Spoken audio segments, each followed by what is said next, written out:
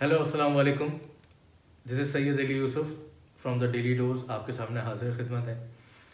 आज का इंतहाई एक्साइटिंग टॉपिक है और उम्मीद करता हूँ कि आप लोगों को इंतहाई पसंद आएगा।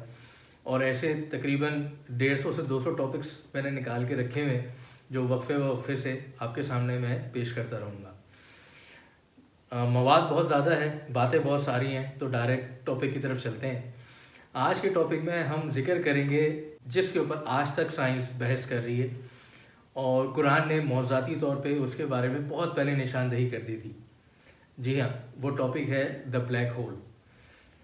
द ब्लैक होल से आई होप आज की हमारी जनरेशन पहले से वाकिफ़ होगी और जिन लोगों का साइंस में या एस्ट्रोफिज़िक्स में या एस्ट्रोनॉमी में थोड़ा बहुत इंटरेस्ट है वो वाकिफ़ होंगे कि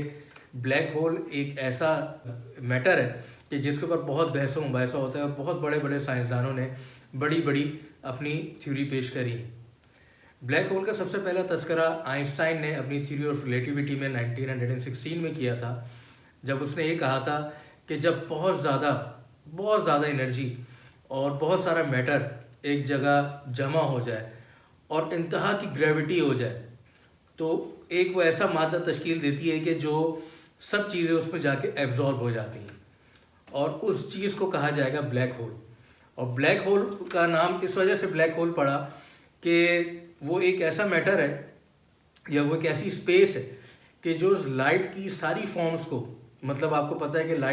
लाइट के स्पेक्ट्रम में विबज्योर बनता है, wallet, Indigo, blue, red, orange, yellow, तो वो सारा स्पेक्ट्रम ऑफ लाइट को एब्जॉर्व कर लेती है। तो वहाँ से ना कोई रेडिएशन एस्केप हो सकती है और ना वहाँ से कोई और लाइट एस्केप हो सकती है। आज का टॉपिक मैं क्यों कह रहा हूँ कि बहुत ज़्यादा इंटरेस्टिंग है कि इस टॉपिक को मैं मिलाने की कोशिश करूँगा। जो मेरी कोशिश होगी कि हमारे हुजूर सरवर कौनैन सल्लल्लाहु अलैहि वसल्लम का जो मेराज का ट्रिप था, जो हुजूर सल्लल्लाहु अलैहि वसल्लम ने मेराज का ट्रिप किया और उसको अल्लाह ताला सूरह नजम में किस तरीके से डिफ़ाइन कर रहे हैं, जो कि सूरह 53 है, 53 सूरह कुरान का। और हम आयत नंबर 1, 3, 4, 5, 8, 16, 17, 18 को डिस्कस करेंगे सूरह नजम की और देखेंगे कि अल्लाह ताला ने क्या निशानियाँ दी हैं और जिस चीज़ को आज साइंस 2011 में मानने पे मजबूर हुई है, क्योंकि हमारे पास वो दूरबीनें तख्लीक हो चुकी हैं जो कि पहले मौजूद नहीं थी, जो कि स्टीव हॉकिंग्स की थ्योरी को या आइंस्टाइन की थ्योरी को या दूसरे साइंसदानों की थ्योरी को प्रूव कर सकें कि वाकई कोई ब्लैक होल जैसी बॉडी है, क्या वाकई कोई सितारे टूट के उसके अंदर जा सकते हैं, क्योंकि स्टार्स एक बहुत बड़ा मास है, क्या वो वाकई सितारों को खा सकता है। तो जी हाँ, 2011 के बाद से 2016 तक साइंसदानों ने 3 तरह के वाक़े ऑब्जर्व करे हुए कि 3 बहुत बड़े बड़े स्टार्स ब्लैक होल्स के अंदर गए। तो ब्लैक होल की डेफिनेशन मैं पहले बताना चाहूँगा कि हम किस चीज़ को बेसिकली ब्लैक होल कहते हैं। कुरान हमें कैसे बता रहा है कि कौन सी ऐसी चीज़ है कि जिसके अंदर लाइट से तेज़ सफ़र मुमकिन है, और उसने कैसे अपने हबीब हुजूर सरवर कौनैन सल्लल्लाहु अलैहि वसल्लम को अपने पास बुलाया। क्योंकि आज की तारीख़ में कुरान अल्हम्दुलिल्लाह शुक्र अल्हम्दुलिल्लाह साइंस से 2 से 4 क्या बल्कि बहुत कदम आगे है। क्योंकि जिन चीज़ों को आज हम तस्लीम नहीं करते, आपने मेरी पहले की वीडियोस देखी होंगी, अगर कोई 1950 से पहले ये यकीन नहीं करता था कि इंसान को किस तरीके से बनाया गया, किस तरीके से उसकी तख्लीक हुई, या गैलीलियो की थ्योरी से पहले या आइजैक न्यूटन की थ्योरी से पहले अगर कोई बिलीव नहीं करता था कि सूरज मूव कर सकता है, उस वक्त कोई बात करता तो लोग उसका मजाक उड़ाते। तो ये अब साइंस के ऊपर जिम्मेदारी है कि जिस तरीके से कुरान ने 1400 साल पहले बहुत सारी बातें हमें बताई और उसके बाद सैकड़ों साल गुजर जाने के बाद साइंस ने कहा हाँ जी वाकई ऐसा ही होता है जिस तरीके से कुरान ने हमें डिफ़ाइन किया। तो आज बेसिकली प्रूफ जो है वो साइंस ने देना है, क्योंकि कुरान हमें ब्लैक होल की डेफिनेशन बताते बताते उससे आगे एक लफ्ज़ और बताता है कि वो ब्लैक होल हमें लेके कहाँ जा रहा है। तो ये है आज की वीडियो का इंट्रोडक्शन और स्टार्ट करते हैं कि ब्लैक होल बेसिकली है क्या। साइंस की आज की डेफिनेशन में ब्लैक होल एक ऐसी चीज़ है कि जो किसी को नज़र नहीं आती, لیکن اسپیس میں موجود اس کے چاروں گرد جو ستارے کی جو موومنٹ ہے، جو سٹارز کی موومنٹ ہے، ان موومنٹس کو دیکھ کے یہ اندازہ لگایا جاتا ہے، یا ایسٹرو فزکس یا ایسٹرو فزیشینز جو ہوتے ہیں ہمارے، وہ یہ کیلکولیٹ کرتے ہیں کہ یہاں پہ بلیک ہول کی موجودگی ہے۔ بلیک ہول کے چاروں طرف ایک اتنی ہائیلی انٹینس گریویٹیشنل فورس ہوتی ہے کہ جس کی وجہ سے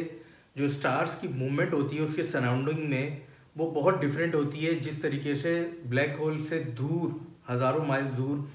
سٹارز کی موومنٹ ہوتی ہے۔ اس صدی کے 3 بڑے سائنسدانوں نے پروف کیا، اور یہ سائنسدان ہیں جارج فولن، رڈولف گمبینی اینڈ بیرارڈ ہوفٹ، اور یہ کہتے ہیں کہ بلیک ہول جو ہے وہ ایک فائنائٹ میٹر ہے اور انرجی اس میں سے اسکیپ ہو سکتی ہے، but as per their research جو بلیک ہول لیڈ کرتا ہے یہاں سے شاید آپ کہیں اور پہنچ جائیں۔ جی ہاں،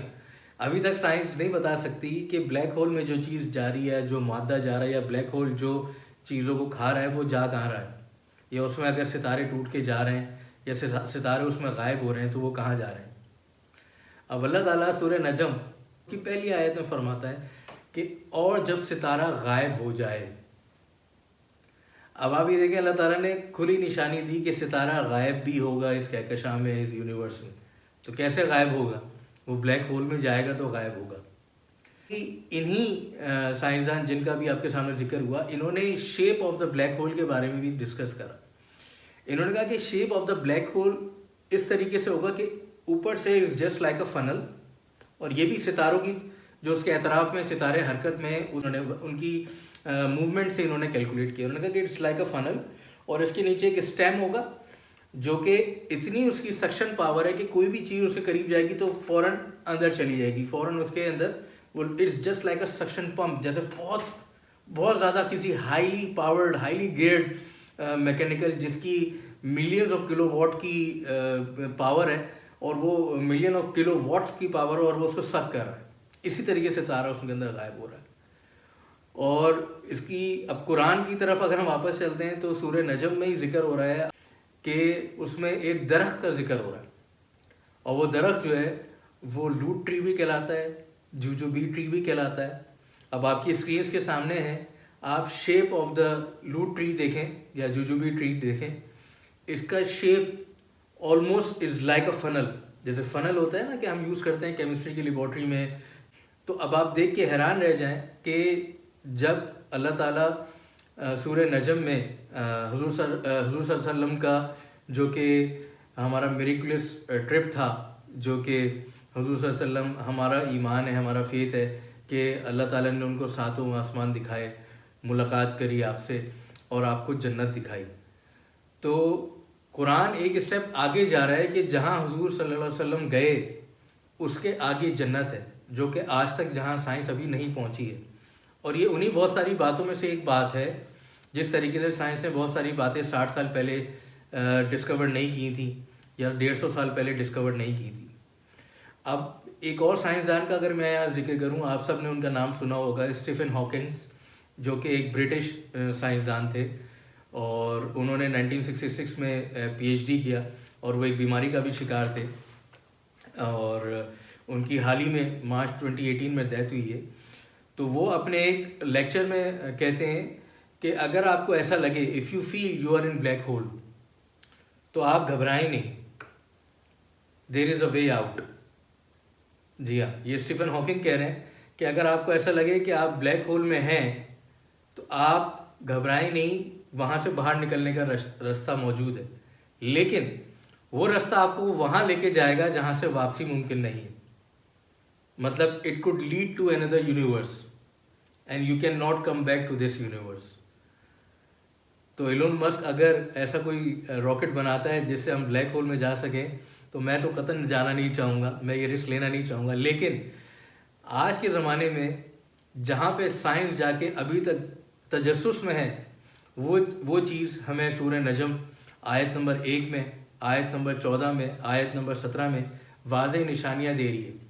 اسی طریقے سے سورہ نجم آیت نمبر 16 میں اور 14 میں